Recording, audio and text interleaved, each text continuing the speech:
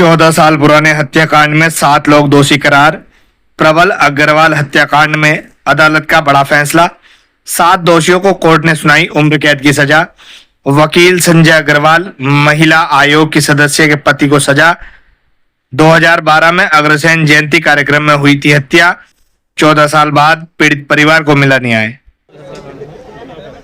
इनमें 7 मुल्जिमान को आजीवन कारावास और सबके जो है तकरीबन सवा लाख रुपए का जुर्माना और एसपी के और तत्कालीन एसपी और तमाम जितने जो उस टाइम विवेचक रहे उनके और सीओ के खिलाफ जो है कानूनी कार्रवाई होगी। इसका आदेश कर दिया गया है। डीजीपी के यहाँ उसका लेटर पहुँचेगा और उसके बाकायदा उसके ऊपर जो है वो बैठेगी। उनके लिए ये आदेश हुआ है कि उन्हें 90% जो फाइन इम्पोज किया गया है उसका 90% जो है वो पीड़िता को दिया जाएगा।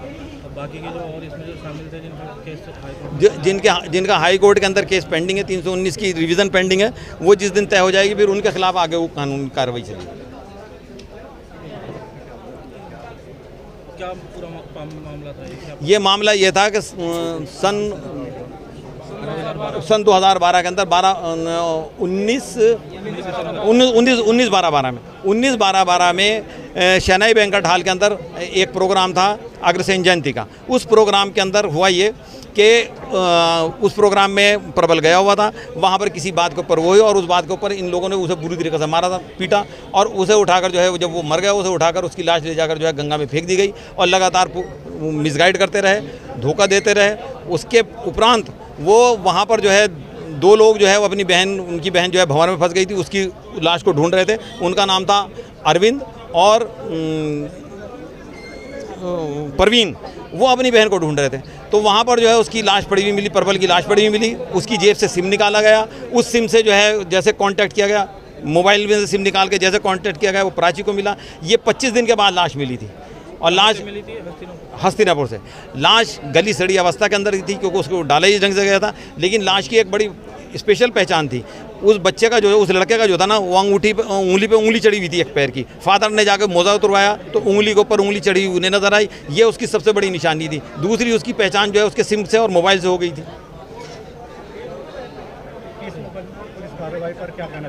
पुलिस कार्रवाई बड़ी शिथिल थी और बहुत कमज़ोर जो है नहीं केस डायरी दाखिल की गई थी ताकि मुकदमा चल ना सके और ये मुकदमा जो है ख़त्म हो जाए। इसी वजह से जो है उसमें इतने छेद कर दिया गया था कि ये कश्ती चलने लायक थी ही नहीं। ये हमारी ये पीड़िता का प्रयास था और हमारी मेहनत थी जो उसको वहाँ तक। और जज साहब की इस सोच के लिए मैं इस बात के लिए कहूँगा कि उन्होंने बारीकी से उसे पढ़ा और पढ़ने के बाद उस चीज़ को देखा और उन कमियों को समझ गए कि ये सारी कमियाँ की गई भी पुलिस की हैं। इस वजह से जो है पुलिस के खिलाफ कार्रवाई की। मैं प्राची अग्रवाल।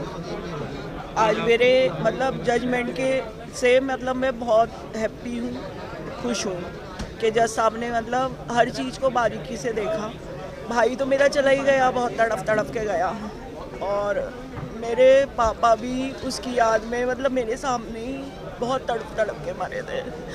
तो जो जजमेंट मिला आज, शायद वो होते तो अलग ही बात होती और ना इतना टाइम लगता, लेकिन जज साहब ने बहुत अच्छा जजमेंट दिया और ऐसा लगा कि हाँ भगवान भी कोई चीज़ है। और जबकि रक्षक इसमें भक्षक बन गए थे जब केस चल रहा था, यानी पुलिस ने बिल्कुल हेल्प नहीं हो रही थी हम लोगों की। काफ़ी टाइम जो लगा और पुलिस ने और जज साहब ने जो पुलिस के खिलाफ जो कहा कि इन्वेस्टिगेशन हो, तो वो मुझे सुन के बड़ा रिलीफ मिला। 14 साल बाद आपको इंसाफ मिला है। हाँ, 14 साल बाद आपको इंसाफ मिला जी, है। कितनी आपको परेशानी झेलनी पड़ी थी? बहुत परेशानी रही, बहुत मेहनत भी करी। इतना पैसा भी नहीं था, बाहर से आना जाना अकेली में। और 2016 में मेरी शादी हुई तो हस्बैंड भी थोड़ा सपोर्ट करा, लेकिन ये है कि अकेले एकदम बैठे रहना कोर्ट में सुबह से शाम तक, फिर कहना अगले दिन डेट लग गई। काफ़ी परेशानी तो झेली और कोई भी यहाँ पे वकील खड़ा होने को तैयार नहीं होता था इन लोगों के सामने।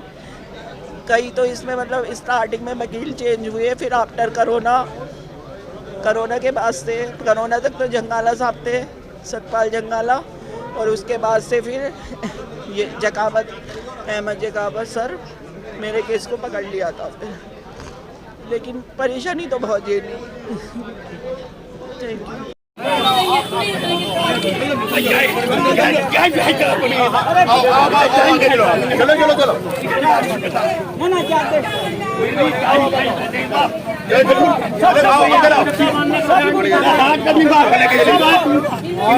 Thank you.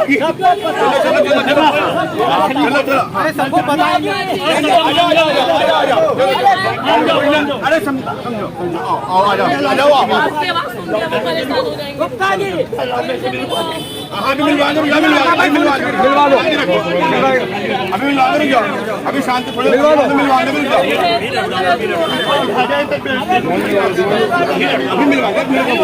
सबको मिलवा देंगे, सब मिलेंगे।